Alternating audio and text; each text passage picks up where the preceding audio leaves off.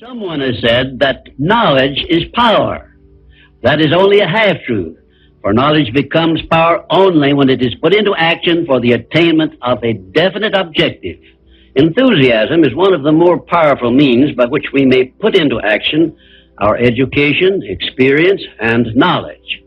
Spoken words without enthusiasm are often ineffective, and sometimes they can be actually boresome, as you of course know if you have noticed the effect a speaker without enthusiasm has on his listeners.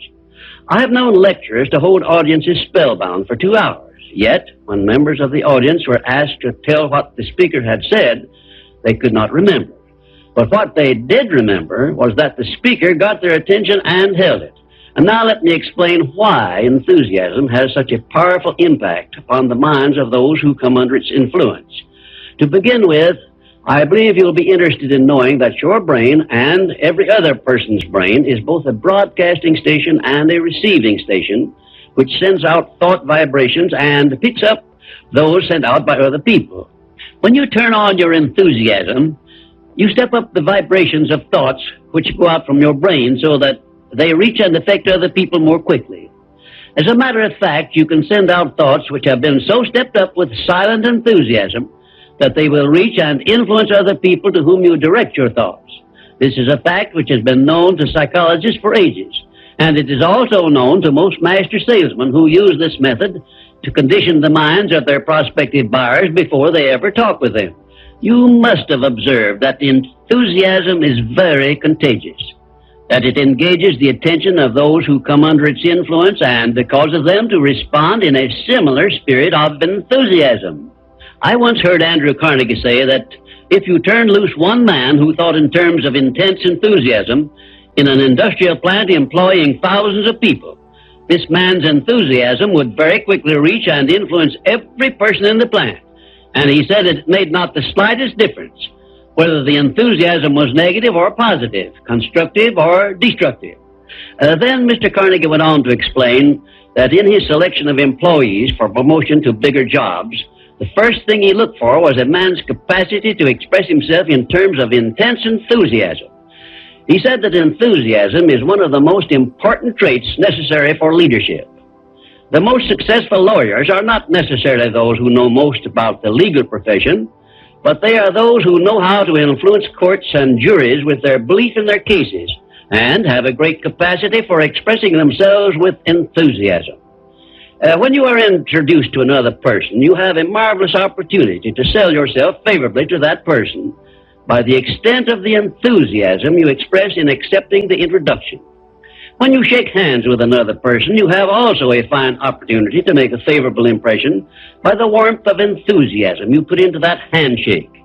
If there is anything which leaves me flat and unfavorably impressed when I'm introduced, it's an extended hand which feels like a piece of cold ham and acknowledges the introduction with a cold, canned, pleased to meet you, with no signs of enthusiasm back of it.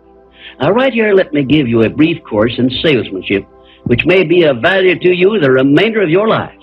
When you meet anyone on whom you wish to make a favorable impression, when it is a stranger you have not previously met or someone with whom you are already acquainted, do these things. 1, turn on your enthusiasm and so modulate your voice with it that you definitely make the other person feel you are happy to communicate with him. 2, when you shake his hand, take a firm grip on it and give it a quick, firm squeeze at the end of each word you express in your greetings. For example, say, "How do you do? I am so very glad to meet you." Do not crush the hand, however, as I have known some people to do. 3, then, if you begin the conversation, be sure that you direct it to some subject of interest to the other person. And 4, follow through by eagerly asking questions which will keep attention focused upon the other person. Then, when you are ready to have the other person hear what you have to say about yourself or your interest or your business, he will have been prepared to listen attentively. I've often told my students of salesmanship that the best possible way for one to sell himself to others is to first sell the others to themselves. That counsel was sound when I began training salesmen over 30 years ago, and it is still sound. When I was a youngster in school, I discovered that The teachers from whom I learned most were those who expressed the greatest enthusiasm in their teaching. And I have heard an experienced doctor say that the enthusiasm he carries into the sick room with him has more to do with helping to bring about a cure than all the medicine he can prescribe. Enthusiasm is an expression of a positive mental attitude, and it has long been known to doctors that a positive mental attitude stands high on the list of influences which give one sound health. I have heard it said, for example, that only one thing causes stomach ulcers, and that is worry or a negative mental attitude. And only one thing can cure stomach ulcers, and that is a positive mental attitude. It seems that disease germs cannot live and thrive in the bloodstream of one whose mind is always positive. I have still another very important observation concerning the power of enthusiasm, which I wish to give you. I have observed that prayers expressed with intense enthusiasm bring much quicker and more satisfactory results.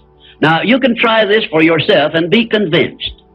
I began experimenting with this idea many years ago, and from my experiences, I gathered the information which caused me to change my method of prayer entirely. I now use the prayer I recommended to you on previous visits with the gratifying results that I get quicker and more favorable action from my prayers than I did when I expressed them in a spirit which lacked enthusiasm. I suggest that a very practical way to begin learning to express yourself with enthusiasm will be to follow the habit of reading aloud for 10 minutes daily, putting all the enthusiasm at your command into your reading. You will be surprised in a short while at how much this will help you in speaking with enthusiasm in your ordinary conversations. I would suggest also that you adopt the habit of practicing enthusiasm in your conversations with your family and your business associates. Incidentally, this habit will make you more popular with those who are close to you. You can enjoy the benefits of enthusiasm if you are interested enough to develop a technique by which to acquire this habit, so you will follow it in a natural, unaffected tone of voice. If you follow my suggestion that you read for 10 minutes daily as a means of acquiring the habit of enthusiasm, I recommend that you write down a list of 10 subjects, things, or circumstances in which you have the keenest interest, and use this list for your practice purposes. You will have no difficulty in reading in a tone of enthusiasm in connection with the things that you like best. And finally, if you have not already picked up some useful ideas as to how the habit of enthusiasm can be developed, or what causes one to be enthusiastic, let me give you an example which may provide you with an interesting cue. You perhaps remember when you were courting the person of your choice, or being courted, as the case may be, you needed no one to tell you how or why to be enthusiastic.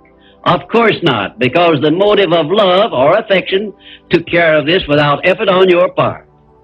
Just remember that enthusiasm is always easily expressed when one is inspired by a burning desire for something or any motive associated with one's closest interests. Where there is no motive, there is apt to be no enthusiasm. Remember also that the three basic motives which it has been said practically rule the world are 1. The emotion of love, 2. The emotion of sex, 3. The desire for financial gain. A combination of all three of these motives, it has been claimed, can convert a mediocre person into a genius, and I leave the thought with you for consideration. And now, until our next visit, I ask that you try the habit of moving with enthusiasm in all of your daily work and see how much better you will feel.